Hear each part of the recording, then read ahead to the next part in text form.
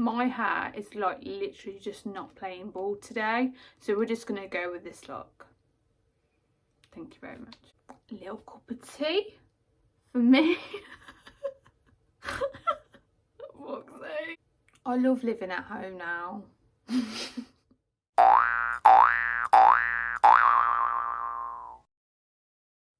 Hey guys, welcome back to Thinking Out Loud with Shan, aka Shannon, which is me. Hello, how are you?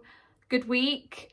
Well, it's only Monday, and the first bit of positive news is that we can meet 6 people outside, which is amazing. We can exercise, we can drink. I've just been on an 8-mile run, and I swear to God, I've saw people on the sesh already outside of their gardens. Like, fair play to them. Do you know what I mean?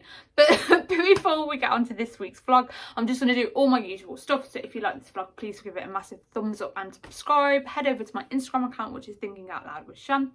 And also head over to my TikTok page, which is ShanJaneXOXO.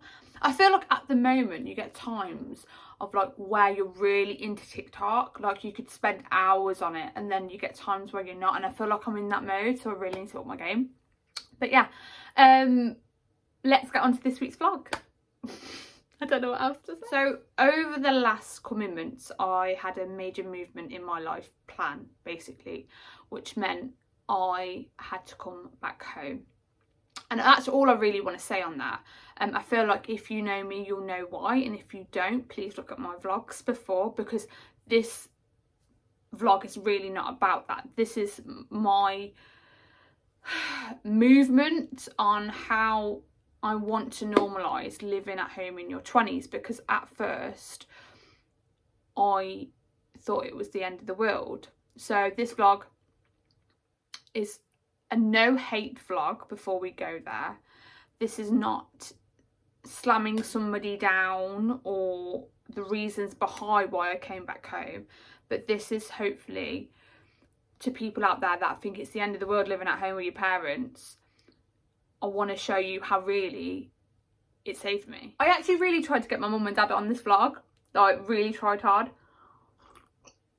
but my mum said nah. She goes, I ain't had my hair done. Sorry, fucking typical covbird. Do you know what I mean? So she won't come on. But I asked them actually last night, like, so what has it been like, me coming back home? And they literally, like, their first response was, well, you didn't have a choice. And I was like, well, that is true. So I came back home last year, and at first it was like my life had ended. I was really resilient to come back home. I thought that people would see me as a massive failure.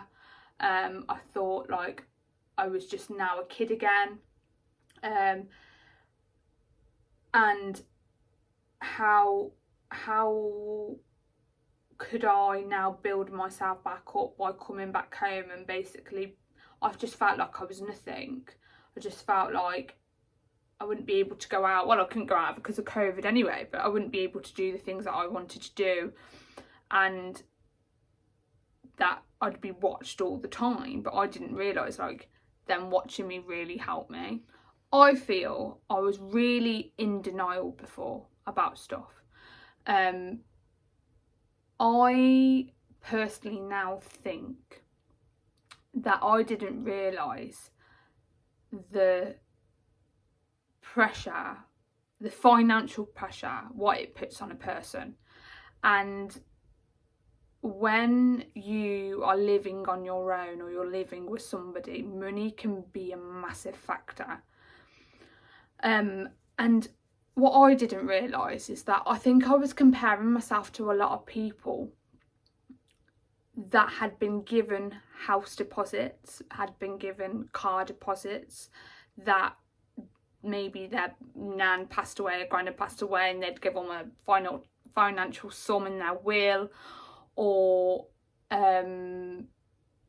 basically were helped along the way, and I haven't been given that opportunity. So when I first come back home, I can remember looking at all my Instagram and my Facebook, and I saw like loads of people like moving into a new house and, you know, buying a new car, and I was living back at, like, come back home in my bedroom, you know, the only room I had was this to make pretty and everything. But I didn't realise is that you don't really know the truth behind how somebody got there, and I feel that there's been that personal comparison all the time that I'm still struggling with now. But I've realised, like, I would rather be at home and be able to get myself sorted than be financially struggling in a flat or a house, renting it or living in it or like owning it because of my pride. I feel like pride had a lot to do with the reason why I was so angry at first. I'd come back with all this anger, like I hated everybody, I hated the world, I hated myself. I felt like such a failure, like because I didn't save enough or I spent too much on somebody else. And 27, I thought I'd like be in my own house with my own. Why do I always get upset? I thought I'd be married and have my own house and kids. It just cuts me like deep. Yeah. And I had so much anger in me, and I was like, oh my God, I'm just going to be a kid again, staying at home, and who will want me when I stay at home? Like, you know, what? You know, I've only got a bedroom to my name, and I didn't realise, like, that actually doesn't matter, because being in a safe environment matters more than everything. And I shouldn't be afraid to say, like, and ashamed to say, like, my mum and dad's environment is safe for me, and it's made me so much more better. There are so many perks to living at home, I swear to God. Like, there is always food in the fridge, always. There's always something in there that I'll like or I'll pick out, which is absolutely buzzing. Mum always puts my PJs now on the radiator for when I come out of the shower, which I think's really cute. And I think the best thing of all is like coming home now and somebody wants me home. You know, that nice feeling as somebody can't wait for me to get home, or I'm somebody's company, which is really cute, because that's what we all want, don't we? We all want somebody to like be happy that we're home and they need us. And I just love that every night I sit downstairs with my mum and dad when I feel sociable, and I see them and I just look at them and I just think, like, this is what I've missed. They still hold hands after 25 years of marriage on the sofa, you know? And I look at them and just think, you know what? You guys have brought me back to life, in a sense. But I'm going to say it as it is.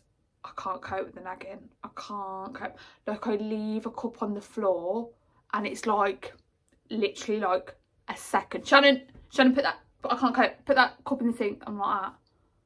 You need to chill out, man. Like, you need to chill the fuck out. She comes in here. She was like, can I borrow your clothes? No, you can't borrow my clothes, Mum, because they're my clothes. Or love it. You know this this top I've seen on River Island, Shannon. You know this top now. If I send you the money, will you get it? Because I ain't got any banking details. I've only got a Coventry bank, so I can't go on direct debit. I swear to God, if I'm making her a PayPal account. My dad's sitting there listening to his bloody Michael Bublé DJ set on his earpods that I brought him. I literally feel like I'm the mother sometimes and they're the kids, but Mum would kill me if I say that. But no, it's so nice to be able to bond with them again, because when I was growing up, my mum and dad actually ran a pub, and from the age of like 13 to 18 we lived in that pub, and a lot of people knew it in Carve, and a lot of people knew that my mum and dad ran it, and I didn't see them at all. I didn't see them, like, they were working, and I worked there as well, but there was no break for us. There was no, you know, we couldn't go on holidays all the time because we were working, or, you know, if our family went on a holiday we couldn't really join because it was a family run business. So yeah, it was a really lonely time, I feel like, growing up in a way without them. Didn't, you know, there was a lot of conflict, I feel, because I was very angry that they didn't really want to spend time with me. But now I grew up and I realised, you know, they did want to spend time with me, they just needed to work.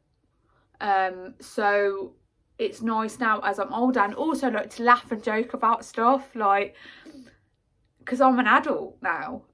So I kind of understand the ways, and I've had life experience which I didn't have before. And you know what, guys? Your mum and dad are right. Always right. You know, they told me a lot of stuff before and I didn't want to listen, and thought I had a, like, you know, I was against the world and I was right and they were wrong. Honestly, they are right. Always listen to them, because they have lived a generation before you. And like, after watching this video, if you're in the house with them and you're in your 20s or your 30s or whatever, go and give them a hug, because they're just irreplaceable. And yeah, I literally owe it all to them. I did just want to say though as well, there is getting too comfortable, because I can see myself getting a bit too comfortable, because I can't remember the last time, you know, I mean, I've cooked, but I haven't done it like I used to do it, or the washing. And I have let myself get a little bit mummied, which I don't really like, because I'm very independent, if you know me. I feel like, oh, excuse me, I feel like this is a temporary stop in my plan. I've realised that everything happens for a reason in life now, and it's all about timing. You go through the bad to get the good. So this is my stopping point, and I'm not afraid to say that. This is my point where I am saving, she says, with 2 of the parcels coming out the door. I am saving because I do want to be able to have a house one day, or rent a house one day. I'm not putting pressure on myself for that anymore, because you just have to live by your means. Like, oh no, a HCA wage ain't gonna get me a house, unfortunately. I'm gonna need help, you know. It's just not possible, or I'm gonna have to get a better job, or stop ordering loads of parcels. But yeah, it's about living with your means and not above your means. So yeah, I plan to save, and I do plan to get into like proper independent again. I do want to be able to have my own house and design it the way I want to, but by now I've done my room pretty nice, you know. Man said she'll let me sorry, I call my mum Mans, Mad Mans and Mad Mix, because I just think it's funny when I call them by that name, because they're off their head basically.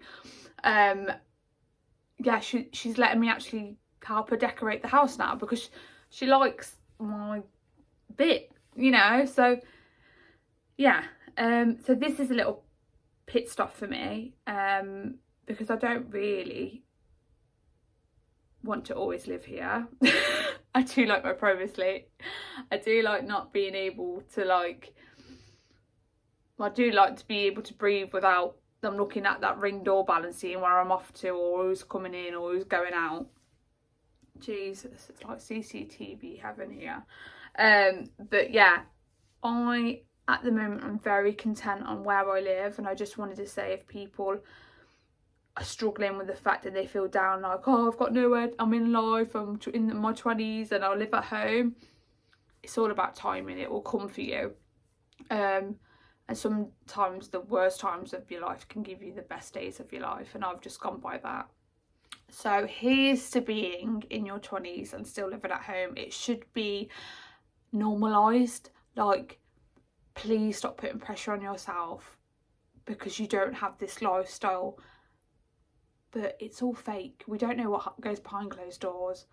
It's okay if you don't want to live on your own. I'm not ready to live on my own. I'm too scared. I need somebody there with me. It's okay to have a hug with your parents at night. It's all right. You don't have to be growing up too soon. And I just wanted to say that. So thank you so much for watching my vlog. I hope you enjoyed it and could resonate with me, and I'll see you next week for a brand new vlog. Bye guys.